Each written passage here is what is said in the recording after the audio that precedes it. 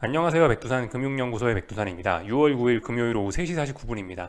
세계 증시의 강세는 여전합니다. 계속해서 잘 오르고 있고 몇 달째 잘 오르고 있고, 그리고 최근 몇 주세는 변동성이 확대가 돼가지고 이제 급등세로 좀 바뀌었습니다.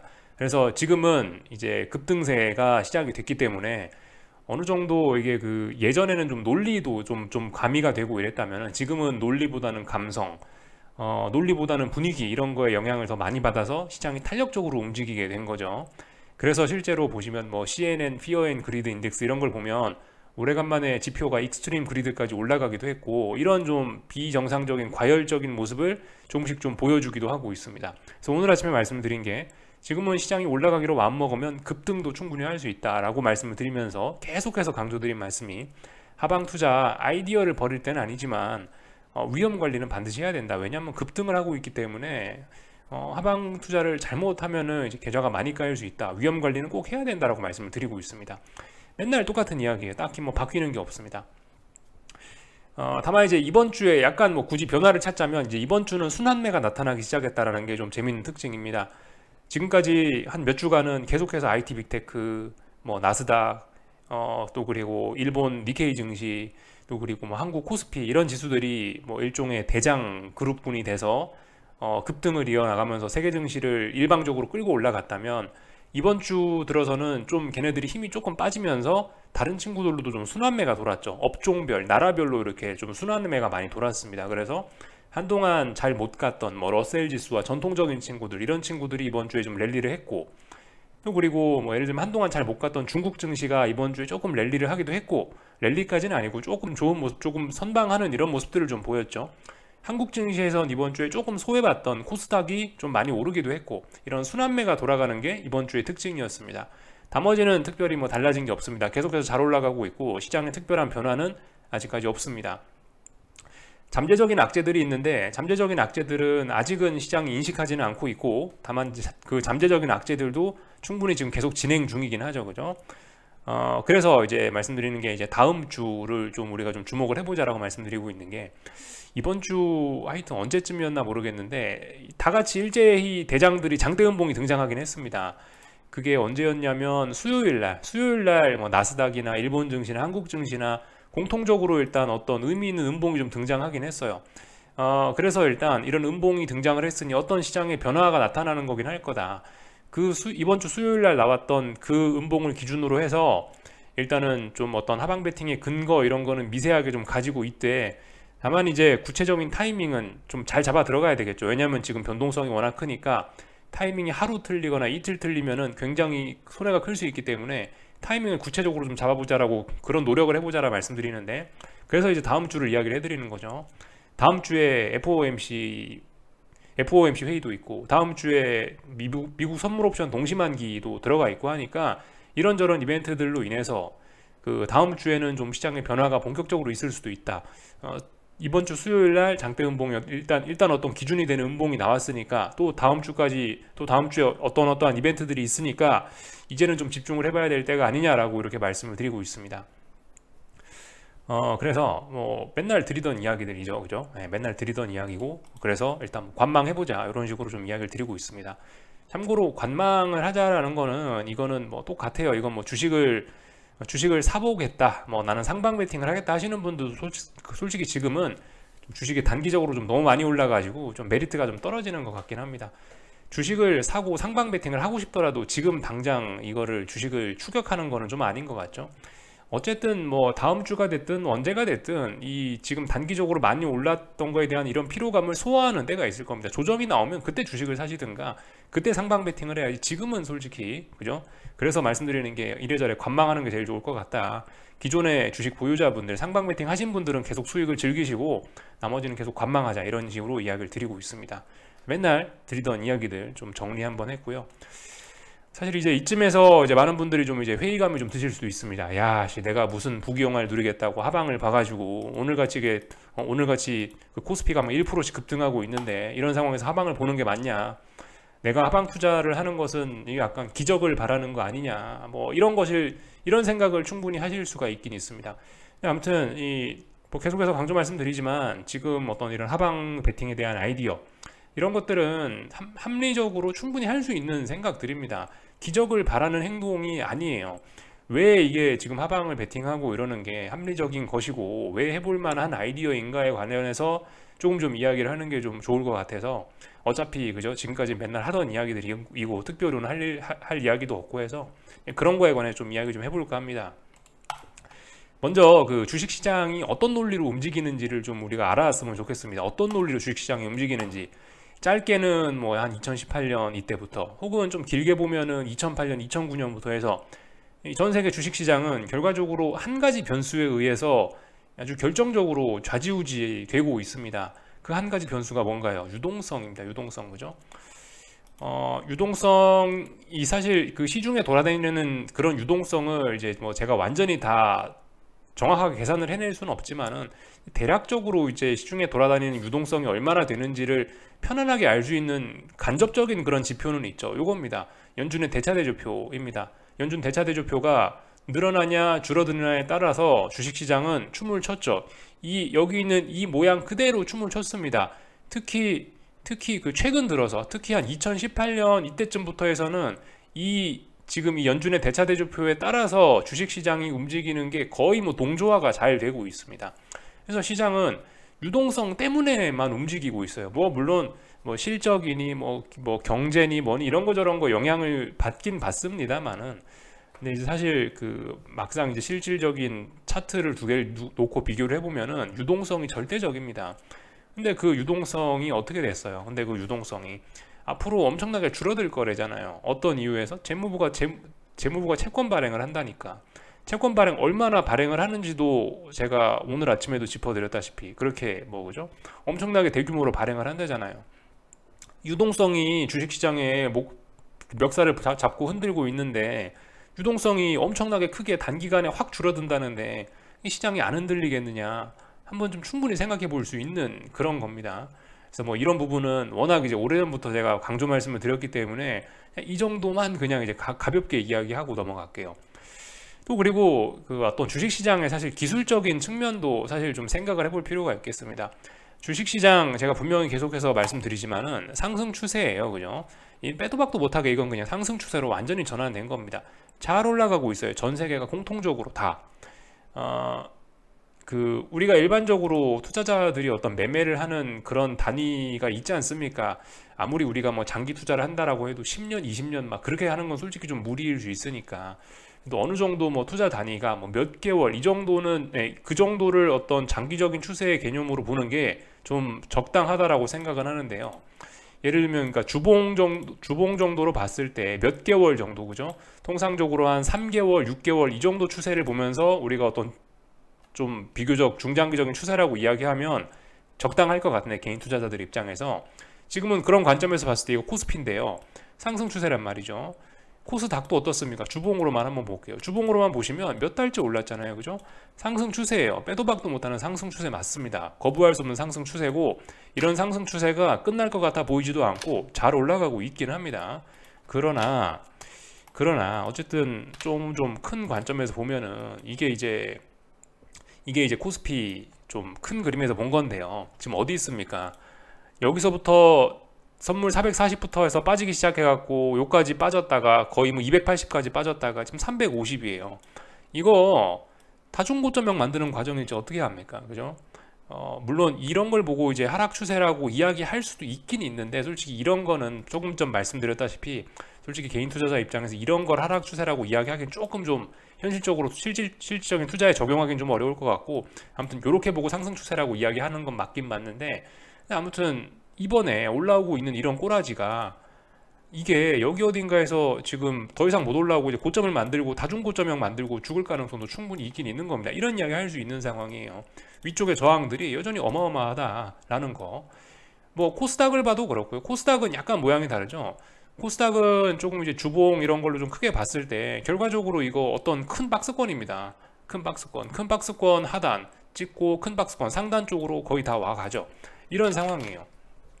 한국만 보여드렸는데 한국뿐만이 아니고, 근데 이런 거는 좀 전반적으로 좀 다 비슷한 상황입니다. 뭐 일단 잘들 아시는 뭐 나스닥 이런 거를 좀 한번 볼게요. 나스닥 월봉입니다. 이 고점 여기에요. 그죠? 역사적인 고점 여기에요. 21년 겨울에 나왔던 고점 여기입니다. 이거 다중고점형 만드는 과정일 수 있어요. 이렇게 크게 충분히 그런 과정일 수 있어요. S&P 이런 것도 한번 볼까요? S&P 이런 것도 그래요. 지금 고점 여기 있습니다. 역사적 고점. 이번에 잘 올라오고 있지만 비교적 튼튼하게 잘 올라오고 있어서 더 올라올 것이라고 예상은 됩니다만, 너 이거 월봉상으로 봤을 때 이런 것들 여전히 이거 부담스럽지 않겠냐, 충분히 이야기할 수 있죠. 그죠? 다른 지수들을 봐도 그래요. 뭐 유럽에 있는 뭐 독일 지수 이런 것들을 봐도 역사적인 고점. 다만 이제 특별한 할 말이 없는 거는 딱 하나 있습니다. 일본 증시는 정말 강해요. 일본 증시는 정말 강하기 때문에 이런 거는 뭐 저항을 찾기가 좀 부담스러워서 일본 증시만 지금 기술적인 별로 부담이 별로 없습니다. 일본 증시 제외하고, 근데 나머지 증시들은 대부분 다 좀 어떤 굉장히 좀 부담스러운 그런 상황에 와 있다. 2021년 뭐 겨울 이때쯤 만들어놨던 그런 무거운 역사적 저항들을 다 끼고 있기 때문에 이게 사실 좀 지금 계속해서 말씀드리지만 지금 강한 것이 내일의 강세를 보장하지는 않지 않습니까? 계속 말씀드리지만 앞으로 잘해야지 된단 말이죠. 주식이라는 거는 지금까지 올랐던 거는 지금까지 올랐던 거고, 그거는 과거를 이야기한 거고, 앞으로도 이제 오를 수 있느냐가 중요한 건데, 전반적으로 지금 급등세를 보이면서 중요한 저항 부근에 다들 이제 도달을 하고 있단 말이죠. 이런 상황에서 아래쪽 이야기를 못 하고 있어야겠습니까? 이게 아래쪽으로 못할 지금 이런 상황에서 아래쪽으로 말 못할 타이밍인가요? 이게 저는 일단 개인적으로 그렇게 보지는 않거든요. 이런 거 어디까지나 뭐 충분히 합리적인 관점이라고 보여집니다. 다만 이제 아직까지 악재가 이제 있는데 시장에 노출이 되진 않았기 때문에 이제 우리는 이제 그거 좀 기다려 보자라는 거죠. 다만 이제 지금 우리가 힘든 거는 이제 그거를 좀 오래전부터 기다려 왔기 때문에 좀 심리적으로 좀 지친 거지. 사실 그죠? 네. 그래서 아무튼 이런 점들을 좀 생각을 해 보시라. 애플도 말씀드리죠. 애플도 지금 보시다시피 역사적인 고점에 저항을 지금 만나가지고 고전하고 있는 상황입니다. 이거 넘어간다고 보장할 수 있어요? 애플 과연 넘어갈 수 있을까요? 이번에 신제품 발표했는데 아니면 넘어갈 이유가 있을까요? 글쎄요. 솔직히 이 상황에서 이런 대형주가 넘어가려면 더 연준의 유동성 공급이나 이런 게 더 있어야 될 것 같지 않습니까? 그죠? 방금 말씀드렸던 거, 결과적으로 주식시장은 이것 때문에 움직였잖아요. 그죠? 이것 때문에 움직였어요. 애플 아니면 유럽의 독일 지수, 나스닥 지수, S&P 지수 지금 다 보셨다시피 어딘가 이제 역사적인 고점을 끼고 있죠. 역사적인 고점을 이제 돌파 한착하고 더 진짜 강하게 가고 싶으면은 얘가 결과적으로 이 위쪽으로 지금 보시는 이 차트가 위쪽으로 머리를 틀어줘야지 아마 가능할 거거든요. 근데 머리 틀 거냐고요? 계속해서 대차대조표 축소는 진행되고 있거든요. 거기에 대해서 재무부도 지금 빨아들인 채권 발행한다고 그러고 있죠. 여기저기서 이제 시중의 유동성을 구축하는 일들이 나타날 텐데, 그런 상황에서 역사적인 고점을 맞닥뜨린 이런 애플 주도주의 모습과 구글의 모습과 마이크로소프트의 이런 모습들이 마침 마이크로소프트도 역사적인 고점 테스트하고 있네요. 그죠? 이런 모습들이 이게 과연 이거 넘어가고 장밋빛 미래만을 이야기할 수 있는 것이냐, 그죠? 좀 한번 생각을 해볼 필요는 충분히 있다라는 겁니다. 이게 이런 상황에서 하방 베팅을 생각을 하는 게 이게 이제 그냥 막연한 기적을 기다리는 게 아니고 자리가 그런 자리니까 충분히 생각을 해볼 수 있는 겁니다.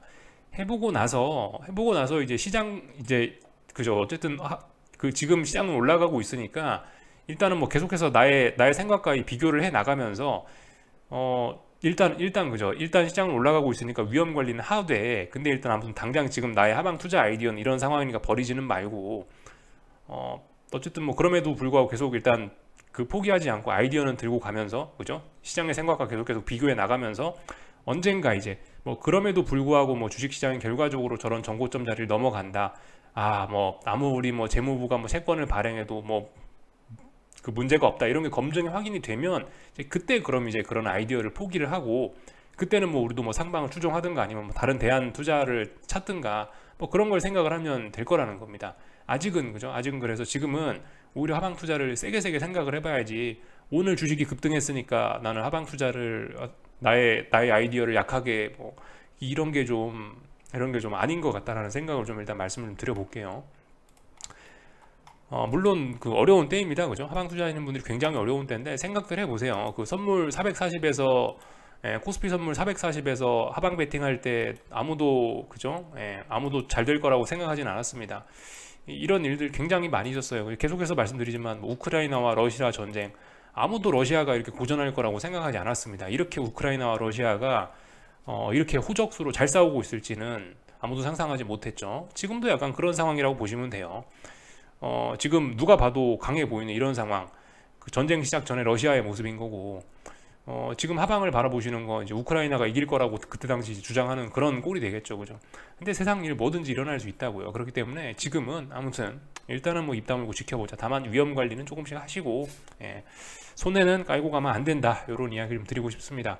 다른 거 특별히 뭐 오늘은 드릴 이야기는 없고요. 이 쌍고점 오늘 만들 수 있는 그런 날이었는데, 이 시작부터 갭상승 하자마자 시작부터 345를 돌파한 차에서 넘어갔기 때문에 그냥 뭐 원웨이 상승이 나왔고 급등을 했습니다. 급등을 해가지고 시원하게 잘 올라줬고요. 다만 이제 엄청난 급등이 나왔기 때문에 이 변동성 지수들도 보시면은 일단 좀 빠지다가 살짝 아래 꼬리 달았었는데, 어쨌든 그래서 그 변동성 지수들도 좀 죽다가 좀 많은 이런 모습들이 좀 나타났다. 다만 이제 이런 오버슈팅 좀 부담스럽긴 한데, 이런 오버슈팅이 그 완전히 끝난 건 아니다, 그죠? 내일도 또 급등할 수 있다, 다음 주도 또 급등할 수 있다 생각하셔야 됩니다.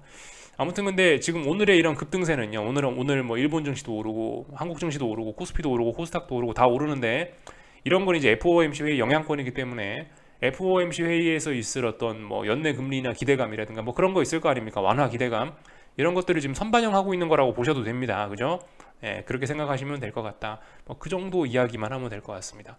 그리고 오늘 시장 분위기 워낙 좋았기 때문에 뭐 코스피고 코스닥이고 다 올랐고, 환율도 당연히 뭐 원화 초강세를 보였습니다. 전반적으로 다 좀 너무 한쪽으로 좀 다시 쏠림이 또 심화되고 있는 이런 모습입니다. 지금 당장은 좀 포기할 때는 아닌 것 같고, 하여튼 달러 매수 한 번쯤 뭐 고려는 해보실 수 있는 자리인 것 같습니다. 아직 명확한 매수세는 보이지 않았으니까 뭐 일단은 그렇고요. 하여튼 다들 좀 슈팅성으로 좀 많이 진행이 되고 있는 것 같다. 중요한 이벤트 앞두고 그 정도 생각만 하시고, 일단 좀 어떤 하방 투자 아이디어 자체는 버리지 말자. 주식 들고 계신 분들은 잘 들고 가시고요. 상방 베팅 하신 분들도 끝까지 들고 가시고, 다만 이제 이런 상황에서 이거 보고 이제 뭐 주식을 뭐 추격을 한다, 그거는 이제 좀 잘 생각해 보시고 하셨으면 좋겠습니다, 개인적으로는요.